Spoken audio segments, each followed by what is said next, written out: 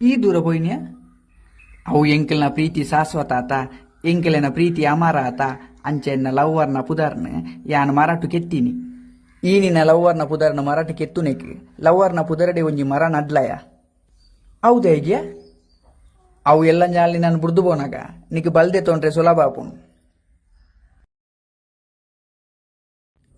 ಅತ್ಯ ಈ ಒಂಜಿ ಪೊಣ್ಣಾಗ ಮೆಸೇಜ್ ಅಂತ ಒಂದಿತ್ತಾತ ಹೌದಾದಂಡ್ರಿ ಆಳು ಬೊಲ್ಪುಗೊಂಜಿ ಮೆಸೇಜ್ ಅನ್ಪುನು ಮಧ್ಯಾಹ್ನ ಒಂಜಿ ಮೆಸೇಜ್ ಅನ್ಪುನು ಕತ್ತಲೆಗೊಂಜಿ ಮೆಸೇಜ್ ಅನ್ಪುನು ಎಂಕ್ ಒಂಜಿ ಅಂದಾಜ ಆಪುಜಿ ಆಳು ಮೆಸೇಜ್ ಅನ್ಪುನ ಅತ್ತಿ ಎಂಕ್ ಮಾತ್ರ ತಿನ್ಪವು ನಾನು ಅತ್ತಿ ಎಂಕ್ ಒಂಜಿ ಅಂದಾಜ ಆಪುಜಿ ಮಾರೆ ಯಾನಿನ ಒಂಜಿ ರಾಶಿ ಭವಿಷ್ಯ ತುಯಿನ್ಯ ಐಟಿತ್ತು ನಾನಕಾಸಿನಲ್ಲಿ ಲಾಭ ಸೂಪರ್ ಮಾರೆ ಸೂಪರ್ ಕರ್ಮ ನಿನ್ನ ರಾಶಿ ಭವಿಷ್ಯ ತುದು ಟಿವಿ ಬಂದು ಅನ್ಪಣ ಗಣಿ EMI ದಕುಲ್ ಫಾನ್ ಮಲ್ತೀರ್ ನಿಮ್ಮದು 2 ತಿಂಗಳಿದ್ದು ಬಾಕಿ ಉಂಟು ಬೇಗ ಕಟ್ಟಿನ್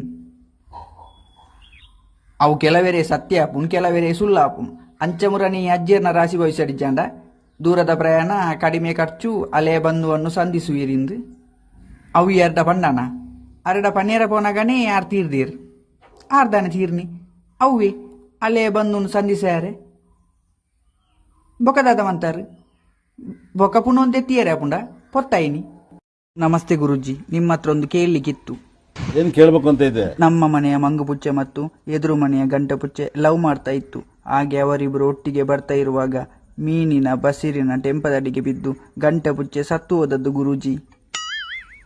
ಅವತ್ತಿನಿಂದ ನಮ್ಮ ಮಂಗುಪುಚ್ಚೆ ಫುಲ್ಲು ಡಿಪ್ರೆಸ್ ಅಡಿಗೆ ಹೋಗಿದೆ. ರೂಮಿನಿಂದ ಹೊರಗೆ ಬರ್ತಾ ಇಲ್ಲ. ವೈಬ್ರೇಷನ್.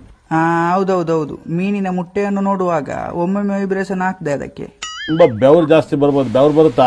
ಅದು ಮೈ ತುಂಬ ರೋಮ ಉಂಟಲ್ವಾ ಗುರುಜಿ, ಬೆವರಿದಿಲ್ವ ಅಂತ ಗೊತ್ತಾಗುದಿಲ್ಲ. ನಾನು ರೋಮವನ್ನು ಹಿಂದೆ ಸರಿಸಿ ಬೆವರಿದಿಲ್ವ ಅಂತ ನೋಡಿ ಹೇಳ್ತೇನೆ, ಆಯ್ತಾ? ಪಾಪ ಗುರುಜಿ, ಅದೊಂದು ಸಮಥಿಂಗ್ ಈಸ್ ಕ್ರೈಯಿಂಗ್ ಅಲ್ಲಿ ಯಾವುದೋ ಒಂದು ಶಬ್ದದಲ್ಲಿ ಕೂಗ್ತದೆ ಆ ಬೆಕ್ಕು.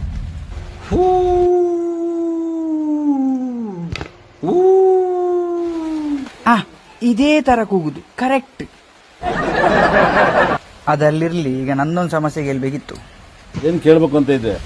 ನನಗೆ ಉಂಟಲ್ಲ, ನಿದ್ದೆಯಿಂದ ಎದ್ದ ಮೇಲೆ ನಿದ್ದೆ ಬರುದಿಲ್ಲ, ಊಟ ಮಾಡಿದ್ಮೇಲೆ ಹಸಿವಾಗುದಿಲ್ಲ. ಒಬ್ಬರಿಗೆ 2500 ರೂಪಾಯಿ ಚಾರ್ಜ್ ಆಗುತ್ತೆ. ಹೌದಾ?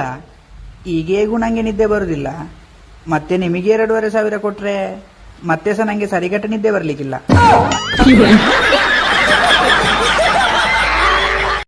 ಸರ್ ನಮಸ್ತೆ. ಸರ್ ನಮಸ್ಕಾರ. ಏನ್ ಸರ್ ಸಮಾಚಾರ? ಎಂತ ಅಂತ ಹೇಳುದು ಸರ್, ಮೊನ್ನೆ ನಮ್ಮ ಊರಲ್ಲಿ ಹುಡುಗ ಮತ್ತು ಹುಡುಗಿಗೆ ಮದುವೆ ಇತ್ತು ಸರ್. ನಾನು ಅದನ್ನು ನೋಡ್ಲಿಕ್ಕೆ ಅಂತ ಹೋದದ್ದು. ಅಲ್ಲಿ ಯಾರೋ ನನ್ನ ಚಪ್ಪಲಿಯನ್ನ ಕದ್ದುಕೊಂಡು ಹೋದದ್ದು ಸರ್. ಏನ್ ಕಣ್ಣಲ್ಲಿ ನೀರೇ ಬರ್ತಾ ಇದೆಯಾ? ಈಗ ಕಣ್ಣಿನಲ್ಲಿ ನೀರೇ ಬರುದು ಸರ್, ರಸ್ನ ಬರುದಿಲ್ಲ. ನಾನು ಪೊಲೀಸ್ ಕಂಪ್ಲೇಂಟ್ ಕೂಡ ಕೊಡ್ಲಿಲ್ಲ ಸರ್. ಯಾಕೆ? ಅವರು ಸಾಕ್ಷಿಗೆ ಅಂತೇಳಿ ಚಪ್ಪಲಿಯ ಫೋಟೋ ಕೇಳಿದ್ರೆ ನಾನು ಎಲ್ಲಿಂದ ಕೊಡುದು? ಬಟ್ ನಮ್ ಕೈಯಲ್ಲಿ ಇಲ್ಲ. ಅದು ಕೈಗೆ ಅಲ್ಲ ಸರ್, ಚಪ್ಪಲಿ ಕಾಲಿಗೆ ಹಾಕುದಲ್ಲ.